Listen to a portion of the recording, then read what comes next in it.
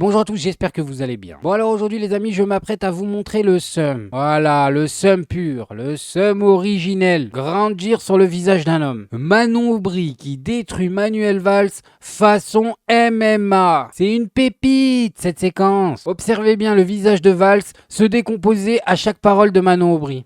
Pardon, monsieur Valls, je pense que je n'ai aucune leçon à recevoir d'un ancien Premier ministre pour parler de trahison que vous êtes, d'un ancien Premier ministre qui s'était engagé à soutenir Benoît Hamon à la primaire et qui finalement a soutenu Emmanuel Macron, qui a été député de la Nation et qui est enfin parti en Espagne, Sauf que là, qui a soutenu un parti, qui a été élu sur un parti centriste pour finalement faire une alliance avec l'extrême droite en Espagne, Ciudadanos qui a gouverné avec Vox dans un certain nombre de régions. Donc, pardon, monsieur Valls. Vous avez bien les fiches, mais il y a plein de Pardon, monsieur Valls. Parlons de la France, on est face à face, monsieur là. Valls, en termes de trahison, je pense que je n'ai aucune leçon à recevoir. Vous voyez, Mais c'est vous qui parlez de trahison, moi je non, parle pas de trahison. c'est vous qui en parlez à l'instant.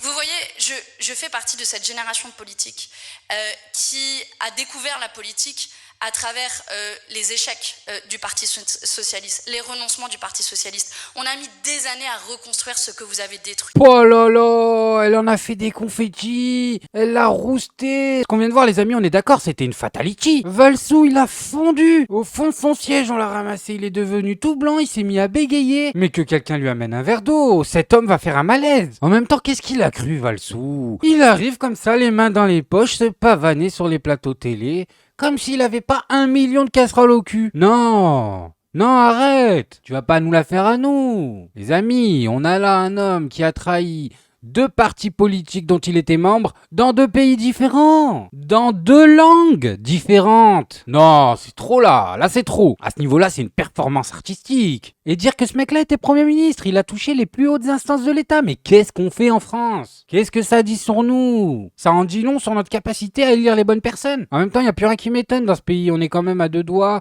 de mettre Bardépala au même poste. Alors que le gars est tout simplement bête. Oh mon Dieu, qu'est-ce qu'il est bête! Une dernière question, Jordan Bardella. Il y a eu un certain nombre de réactions de personnalités publiques, sportives, comme d'habitude. culturelles. Kylian Mbappé, notamment, qui appelle les jeunes à aller voter contre les extrêmes qui sont aux portes du pouvoir. Marcus Thuram également.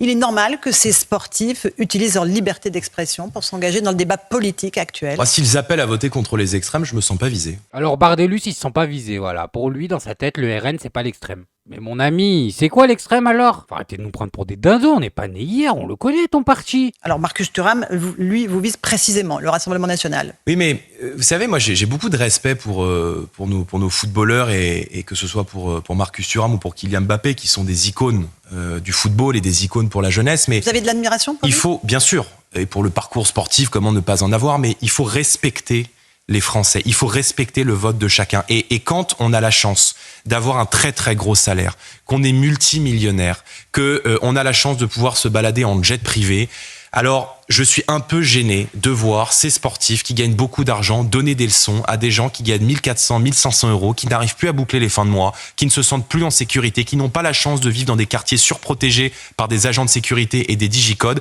Non mais là ça y est, c'est confirmé les amis. Moi je veux bien faire un effort, mais là c'est trop gros. Bardépala nous prend pour des cons. Alors déjà, à chaque fois qu'il y a une personnalité publique qui parle contre le RN, c'est toujours le même argument. Vous ne respectez pas les Français. Mais qu'est-ce que c'est que ça? C'est un biais d'autorité. Alors maintenant, pour Bardella, il y a un salaire maximum au-delà duquel tu n'as plus le droit de parler, voilà. Si t'es en dessous du salaire, bah, tu peux parler. Si t'es au-dessus du salaire, t'as plus le droit de parler. Oui, c'est complètement stupide. Mais si on suit ton raisonnement, Bardella, toi tu gagnes combien par mois? Bah c'est simple à savoir les amis, son salaire il est public. Jordan Bardella perçoit une indemnité de 7300 € net par mois. Alors là déjà les amis, il nous a tous disqualifiés. Lequel d'entre vous touche 7300 € net par mois? J'ai bien dit net. Le gars tu l'écoutes, presque il touche le SMIC. Non mais arrête, 7300 € net par mois.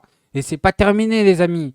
Auquel il faut ajouter plusieurs indemnités. 4800 € pour couvrir les dépenses de bureau. Voilà, c'est normal hein, s'il faut acheter de l'encre ou des feuilles ou des stylos, 4800 € par mois. Moi je trouve ça normal hein. En plus je suis sûr qu'il y fout même pas les pieds dans son bureau. 4300 € par mois en plus. Mais j'ai toujours pas terminé les amis. Ajoutez encore 4700 € pour les dépenses effectuées à l'extérieur du pays d'origine de l'élu. Et oui, si Bardellus il veut partir en vacances, les doigts de pied en l'éventail, il faut bien qu'il paye ses frais. Voilà, alors pendant que 95% de la population française économise toute l'année, se sacrifie pour partir en vacances, eh ben non, Bardellus, lui, c'est 4700 € tous les ans attribués pour ça. Bon alors on est déjà à 16 800 € par mois, vous avez bien entendu. 16 800 par mois. Mais c'est toujours pas fini. Ça se finira jamais, c'est sans fin. Vous pouvez ajouter une enveloppe de 338 € par jour de présence à Bruxelles ou à Strasbourg. Voilà. Pourquoi ? Bah dédié aux frais de logement. Non, parce qu'avec 16 800, il pouvait pas se payer ses frais de logement. Il faut lui rajouter 338 par jour. On se fout de la gueule de qui ? Mais Bardellus ? Mais t'es millionnaire toi aussi, fous-toi pas de ma gueule. Tu prends 20 bars par mois, 20 bars. Et t'es en train de me dire que t'es pas millionnaire. Je m'en coupe une tout de suite et je l'accroche en pendentif si Bardellus il a pas un magot caché en dessous de l'arc-en-ciel. Arrête un peu, 20 bars par mois, tu me prends pour qui ? Je sais comment ça marche mon ami. Dites-vous bien que cet argent c'est la face visible de l'iceberg parce qu'après on investit. Quand on prend 20 bars par mois, on investit, je vous le dis. Donc ton argument de l'argent Bardella, tu peux te le foutre dans le derche. En plus c'est d'une hypocrisie sans nom les amis. Il est assis où là ? Il est sur quel plateau ? CNews, et oui, et qu'est-ce que fait CNews toute l'année, depuis des années ? De la propagande. Et c'est qui organise ça ? Qui est tout en haut ? Bolloré, milliardaire. Là, on parle plus de millionnaire, hein, parce que lui, il nous parle de millionnaire. On parle de milliardaire qui influence tout le pays. Et il vient critiquer Mbappé. Non, mais sérieux. Moi, je crois pas que Bolloré se balade en bus, hein. Et qui ont parfois le sentiment de perdre leur valeur dans le pays. Donc, il faut respecter, évidemment, chacun. Et bon, Kylian Mbappé dit j'espère pouvoir porter un maillot... Le maillot français avec fierté après le 7 juillet. Je ne savais pas que le maillot de l'équipe de France était le maillot du gouvernement. Bon, je trouve ça un peu dommage, mais bon voilà, je pense qu'il faut vraiment respecter chacun, et je suis pas certain que dans la période très difficile que traverse le pays, que traversent les Français, ces leçons de morale soient très appréciées par les gens. Ah, il est pas certain. Mais j'ai une question moi, qu'est-ce qu'il en sait lui de ce qu'apprécient ou n'apprécient pas les gens ? Il est déconnecté de la réalité depuis sa naissance. Il doit même pas connaître le prix d'une baguette de pain, qu'est-ce qu'il me raconte ? Bon, maintenant, on va parler un peu de Poutou. Oui, de Poutou. En vrai, les amis, j'ai bien regardé les interventions de Poutou, et il y a quelque chose que je comprends pas. Pourquoi le gars est pas plus populaire ? À chaque fois qu'il va sur un plateau télé, c'est pour nous sortir une masterclass. Les grandes fortunes augmentent. Bon, vous avez un patron qui est quand même plutôt bien placé dans le classement, je sais pas combien il est, 12e, un truc comme ça, ou 11e. Drahi, 8 à 9 milliards. Bon. Donc vous voulez demander au grand patron de payer les retraites. Vous voulez demander au grand patron de payer les retraites des Français. Oui, mais parce que les grands patrons, ils ont volé l'argent. Drahi, c'est un voleur. Alors, vous allez pas le dire, vous pouvez pas le dire, c'est votre patron. Non, mais sérieusement, ces gens-là, comment on peut avoir... Vous exprimez quand même sur sa chaîne de télé, vous pouvez pas dire un truc comme ça. Moi, je ne crache pas dans la main qui me nourrit. Rien ne vous permet de dire ça. 2, c'est pas le sujet ce soir. Donc allez-y, Si, c'est le continuez. sujet parce qu'on veut nous expliquer que les retraites, il n'y a pas d'argent, qu'on est obligé de faire ça. Il faut aller le chercher ailleurs, c'est ça. Alors quand on est dans une situation où les gens, ils ont même pas 1200 € par mois, le SMIC, il est à 1200. Aujourd'hui, qu'il y ait autant de richesses que ça, on va pas revenir sur Drahi, mais globalement, les milliards qu'il y a, et puis la fraude fiscale, l'évasion fiscale, pourquoi on n'en parle plus de ça ? Ce sont 80 milliards à peu près d'euros de manque à gagner pour l'État. Tous ces gens-là se sportent, ces gens-là qui vont tricher en déplaçant l'argent. Pourquoi on parle pas de ça ? Donc c'est pour ça qu'il y a de quoi s'énerver. Vous ne pouvez pas lancer des accusations comme ça sans aucune preuve. Pablo, mais si, la preuve, c'est l'impôt sur les sociétés. Mais non, mais c'est légal, parce que c'est du vol légal. C'est pour ça que ça nous scandalise. Merci beaucoup. Merci d'avoir été avec nous. Ouais, je vous ai écouté presque jusqu'au bout. Presque. Merci. Et puis,